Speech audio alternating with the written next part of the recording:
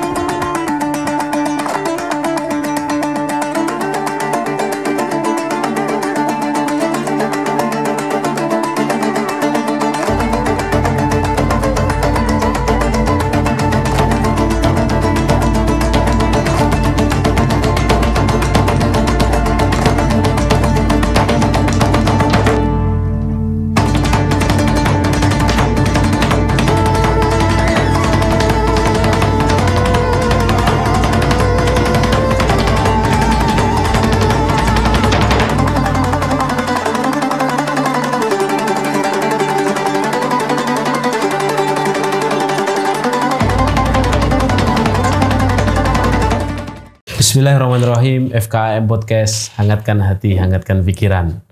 Kali ini kita bersama Ustadz Abu Umar Abdillah. Assalamualaikum warahmatullahi wabarakatuh. Waalaikumsalam warahmatullahi wabarakatuh. Gimana, sehat Ustadz? Alhamdulillah sehat. Masya Allah. Lagi sibuk apa ini Ustadz? Hari-hari ini Ustadz? Hari-hari ini apa ya? Sibuk di Bismillah barusan ini walimahan, jadi dua pekan ini apa ini masih ngurusin walimahan anak pertama. Sekarang bicara soal kuda, Ustaz. Iya. Ini Pak harus dikupas tuntas ya. Kalau kuda itu sendiri, belajar kuda dikatakan bisa naik kuda itu berapa lama, Ustaz? Ya, sebelum berapa lama bisa dikatakan bisa naik kuda itu kriterianya apa dulu ya? Kriteria dulu ya. Ya. Jadi ada beberapa tahapan berkuda. Ada yang berjalan, ya. Ada yang sekedar berjalan. Sekedar berjalan juga ada ilmunya, karena berjalan itu bukan semata dia di atas kuda kemudian diam, kan dia juga harus mengendalikan kanan kiri, ya. Ngerem bagaimana? Jangan-jangan bisa pengennya lari, pengennya jalan tapi belum tahu caranya ngerem kan? Ya. Dia mau ngerem malah teriak-teriak, padahal teriak-teriak itu kode untuk lari malah. Ya. Jadi tambah banter. Itu ada trot namanya. Trot itu lari kecil. Jadi biasanya kalau antum sering lihat orang latihan berkuda, lari kecil itu pakai up down tuh ya, naik turun. Nah itu tahap kedua. Yang ketiga canter. Canter itu langkah panjang. Ya. Jadi langkah panjang tapi masih relatif pelan. Ada yang gallop itu udah pacu. Nah, tergantung ini ya, yang dilatih dan melatih juga sama kuda yang dipergunakan. Itu tahapan atau memang saya ingin yang canter langsung dilatih untuk itu, atau memang harus pertama jalan dulu? Memang misalnya kalau yang biasa kita lakukan di Dewangen misalnya, kita ada program 6 pertemuan. Setiap pertemuan 30 menit. Nah, itu untuk dengan kriteria yang masing-masing standar ya, umur ya. Ya umurnya ya antara pokoknya sudah bisa diajak interaksi 10 tahun sampai 30 tahun lah. Ya, kemudian bukan berarti selain ini tidak boleh, maksudnya dengan ukuran 6 pertemuan bisa tadi kriterianya tadi antara 10-11 tahun sampai 30 tahun. Kemudian kudanya yang sudah memang terlatih dan bisa ngelatih, dia udah tahu, sudah memaklumi. Karena kuda itu kan si penunggangnya, kudanya bisa maklumi kekurangan penunggangnya. Karena kuda itu kan orang-orang mengatakan wal khail a'rafu bi fursaniha. Kuda itu sangat mengenal siapa penunggangnya. Jadi kalau ada kuda disuruh lari, padahal kita sudah pakai jurus bagaimana kuda itu lari, tapi nggak mau lari. Bukan karena kuda nggak mau lari, tapi kuda itu tahu, ini kalau saya lari yang di atas jatuh. Gitu ya. Jadi kuda itu ada istilahnya kuda pinter itu ada, karena dia kasihan aja sama yang di atas. Kalau dia ngerasa posisi yang di atas belum benar, dia juga disuruh lari juga nggak mau. Ya. Di kode kadang-kadang juga ya nggak mau. Nah, jadi umur, kemudian kuda yang dipakai ya, sama ya tentu saja yang ngelatih. Nah, tapi selama ini kalau 6 pertemuan biasanya bisa sudah bisa coba canter. Ya, bisa langkah panjang tadi. Selebihnya paling tidak setelah itu bisa mandiri latihan. Ya kalau basicnya tadi trot tadi harus sering-sering ya. Kadang-kadang pengennya segera canter tapi belum berkuda itu sehat ya, tapi kalau salah caranya juga bisa cedera, atau yang kedua juga salah posisi ya, duduknya misalnya sampai dia terlalu bungkuk gini, tulang ekornya itu masuk. Itu bisa keliang-keliang, bisa pusing, bisa kayak terasa asam lambung. Fungsi manfaat yang paling terasa apa Ustaz untuk tubuh? Itu jelas kebugaran itu sangat terasa sekali. Seluruh tubuh terasa. Iya, makanya insya Allah kalau sering berkuda itu biasanya ya kelihatan lebih muda ya. Masya Allah ya. Lebih muda daripada ayahnya ya. Daripada kudanya juga. Enggak, kalau kudanya lebih muda lah. Mesti lebih muda ya.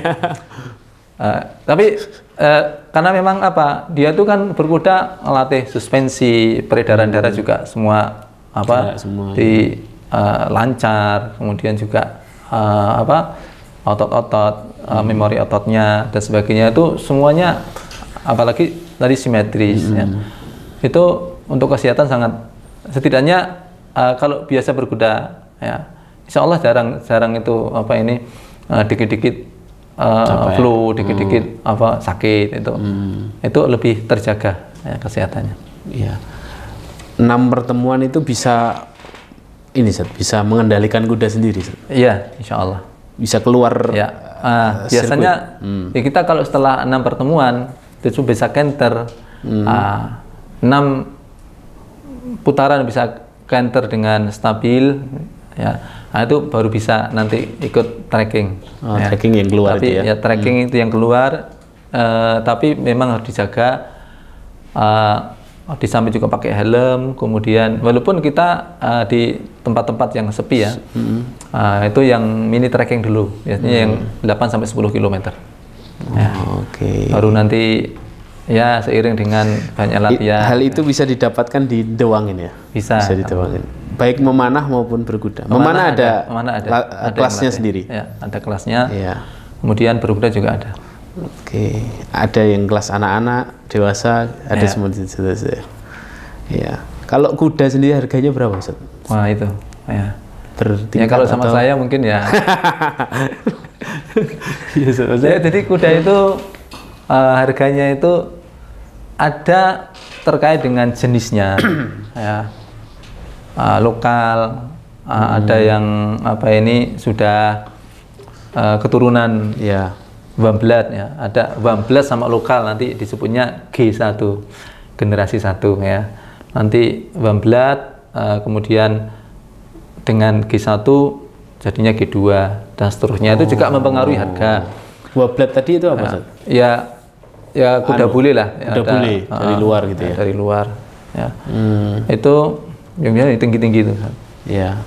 Nah itu di samping jenis kudanya berpengaruh di harga. Pengaruh juga ada yang pengaruh skill, prestasi juga.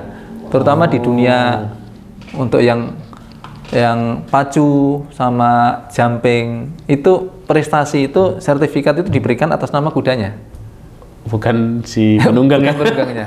Ya. Gitu ya. Sertifikatnya itu ya kadang disebut penunggangnya disebut juga, tapi yang dapat juara itu kuda ini pernah juara gitu ya. Beda kalau HBA. Kalau Uzbek Archery itu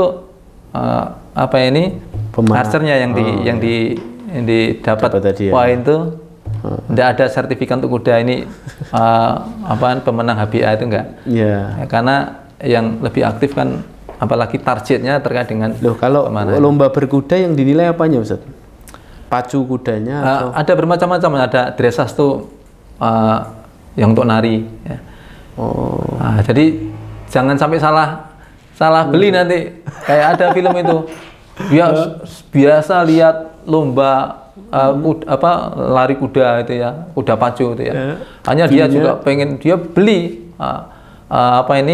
kuda yang gede yang bagus itu ya, pas itu dilatih. Lepas dari start itu yang lain lari dia malah nari gitu ya, muter-muter gitu ya, malah menari gitu ya. Emang kuda untuk nari. Ada juga perlombaan ya, dressage ada untuk pacu, ada untuk jumping itu yang pakai loncat ya, loncat itu ada yang HBA. Jadi tinggal kita mau beli yang untuk apa itu juga harus tahu karakternya. Jadi termasuk juga begini ya, nggak ada kuda jelek, nggak ada tapi kuda jelek. Peruntukannya untuk apa gitu ya. Gitu. Jadi mungkin bagi yang awam kadang orang ke doangan lihat kuda, wah ini kudanya jelek, kudanya bagus ini. Nah itu tergantung untuk ya apa mungkin dia hanya ngelihat coraknya, warnanya atau bodinya ya. Tapi sebenarnya itu tergantung kuda ini diajar untuk apa. Ya, ini kuda tuntun ini karena aman. Jadi tidak gampang ini, pokoknya dia di apa-apain diem aja dia, untuk tuntun aman, untuk anak-anak aman ya. Ada kuda untuk HBA khusus dilatih untuk HBA ya. Ada kuda yang untuk lesson, untuk memang ngajarin orang berkuda dengan benar. Itu ada sendiri. Yang untuk trekking itu juga ada sendiri karena karakternya beda-beda. Yang untuk trekking itu dia harus keluar dari kandang, itu harus dia kudanya ini udah biasa dengan suara-suara klakson, dengan penampakan berbagai macam. Ya. Kadang ada kuda itu lihat yang merah-merah itu kaget, lihat ada genangan air dia loncat takut. Nah, itu sendiri-sendiri. Makanya kuda itu dari 20 kuda misalnya, yaitu peruntukannya sendiri-sendiri. Iya, sendiri-sendiri ya. Yang bisa untuk HBA yang mana ini ya. Yang untuk trekking yang mana, yang untuk latihan yang mana, untuk tuntun yang mana, itu beda-beda. Walaupun ada juga kuda yang multi talent ya, bisa untuk ini, bisa untuk ini, bisa untuk ini juga ada. Kalau punya kuda sendiri kan orang sekarang bingung Ustaz, mau ditaruh di mana Ustaz? Nah, bisa enggak diduangin? Bisa ditaruh diduangin. Jadi gini Ustaz tadi bilang belum detail tentang ini, bukan harga sih bisa dirembuk ya. Enggak, kisarannya aja Ustaz, biar orang itu tahu harganya jenisnya. Tapi asal kuda aja ada yang belasan sudah bisa dinaikin. Sudah terlatih maksudnya? Ya, atau itu masih baru dari hutan harus dilatih. Ya ini kuda-kuda kampung yang bisa untuk delman itu ada yang tapi bisa juga ditunggangin, dilatih tunggang bisa. Kemudian kalau yang untuk standar latihan bisa untuk HBA dan sebagainya yang tingginya 140 ya, itu ya kisaran 40 lah, kisaran 40. Tinggal nanti ada yang lebih tinggi lagi sama selebihnya prestasi. Dan kadang-kadang itu senengan Ustaz, kayak burung kadang-kadang ini apanya yang mahal itu kan. Iya. Rambutnya bagus nih gitu dimahalin. Itu ada coraknya ya. Ada kuda saya namanya Jamilah, itu kan pelongkong. Jadi ada coklat sama, jadi kayak sapi, coklat sama putih gitu. Kisaran umurnya berapa Ustaz yang masih bagus? Ya kalau untuk membeli itu rekomendasinya yang satu yang di atas umur 3 tahun, di bawah 10 tahun. 3 tahun itu sudah diketahui karakter dia itu, karakternya itu seperti apa sudah kelihatan. Ya, karena kalau masih belum ya di bawah 2 tahun itu masih labil, bisa berubah-ubah karakternya. Ya? Nah, jangan juga terlalu tua. Ya kan, nanti durasi pakainya kan juga jadi lebih sedikit. Masuk yang untuk Dilman itu juga kuda antara 3-10, Zat? Ya biasanya kalau mereka gini, yang biasa untuk Dilman itu anaknya sampai gede ini kayak jadi indukan itu loh. Jadi gitu ini bosennya. Ya. Oh, gitu. Biasa itu induknya ini anaknya itu. Karena dia punya satu ini beranak, kemudian anaknya ini juga nanti dipakai. Kalau Dilman itu. Gitu. Tentang biaya tadi Ustaz. Jadi di kuda itu kan kalau kita mau ngalap berkah di dalamnya. Iya. Nah, itu kan banyak cara yang bisa dilakukan. Ya. Kan hadisnya kan al-khail maqudun fi nawasiyil khair ila yaumil qiyamah. Pada ubun-ubun kuda terdapat kebaikan sampai hari kiamat. Ya. Ini mengindikasikan bahwa sebagaimana kuda itu kebaikannya tetap sampai hari kiamat, maka keberadaan kuda pun juga ada sampai hari kiamat. Sebagaimana Allah menjaga Quran dengan banyak orang yang hafid, yang menjaga Al-Quran, maka ya Allah menjadikan keberadaan kuda ini sampai hari kiamat ya dengan adanya orang-orang yang memelihara. Makanya dari banyak sisi itu semua ada keberkahannya. Orang yang naik jelas ada pahalanya, jelas ada perintahnya juga, irkabuan. Kemudian yang latih kuda tadi ada hadisnya, ta'limur rajul farasahu. Ya. Kemudian yang ngerawat kuda itu ya juga mendapatkan pahala bahkan sampai air ya, kemudian juga kencingnya, baulnya, kemudian juga shib'ahu, yakni makanannya sampai menjadi rausuhu, ya, kotorannya itu semua fi mizani hasanatihi, berada dalam timbangan kebaikan. Jadi air sebelum dikasihkan minum ditimbang, setelah diminum ada yang jadi air kencing ditimbang. Masya Allah. Makanan sebelum dikasihkan makan ya ditimbang, kemudian nanti ada yang jadi kotoran ditimbang. Ini akumulasinya itu jadi timbangan kebaikan. Yang saya bisa ngerawat, tapi saya tidak bisa tidak ada biaya misalnya. Orang yang al-munfiq al-khail kalbasit yadahu layak biduhu.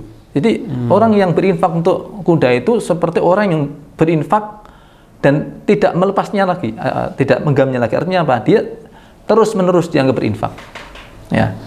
Kemudian ya dari segala sisi itu ada fadilah-fadilah yang bisa didapatkan dengan kuda, keberkahannya kuda. Masya Allah. Ya, walaupun begitu kuda ada 3 macam, ada kuda yang disebut dengan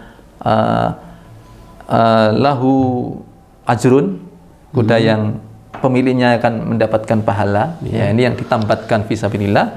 Ada yang lahu sitrun, ini yang bisa menjadi penutup kekurangan dia dengan pengertian bisa menutup ma'isyahnya, ya. Asal dia tidak untuk maksiat ya dan menunaikan haknya. Nah, ini untuk istilahnya ma'isyah ya. Yang ketiga alaihi wizrun, juga ada menjadi dosa ya karena untuk maksiat. Ya. Baik, Ustaz. Masya Allah, ini tentang memanah dan kuda ini luar biasa. Kayaknya nanti jadi 2 episode nih kayaknya. Iya. Yang berkuda sendiri gitu. Iya. Iya. Terakhir Ustaz, mungkin Ustaz, apa pesan untuk pemirsa di rumah Ustaz tentang biar kita ini termotivasi untuk juga ikut berolahraga kuda dan memanah ini Ustaz. Baik, ya saya berpesan kepada kaum muslimin semuanya untuk mengambil peran dalam hal sesuatu yang dianjurkan Rasulullah, baik memanah maupun berkuda, yang pastinya itu ada sesuatu yang besar sekali faedahnya, sehingga juga para sahabat pun menghasung untuk mengajari anak-anak mereka dengan memanah dan berkuda, seperti dikatakan oleh Umar bin Khattab, alimu auladakum ar-rimaya wa rukubah wasibahah. Ajarkan kepada anak kalian memanah, berkuda maupun berenang. Faedah untuk diri sendiri banyak, faedah untuk tarbiyah banyak, faedah untuk dunia banyak, faedah untuk akhirat juga banyak.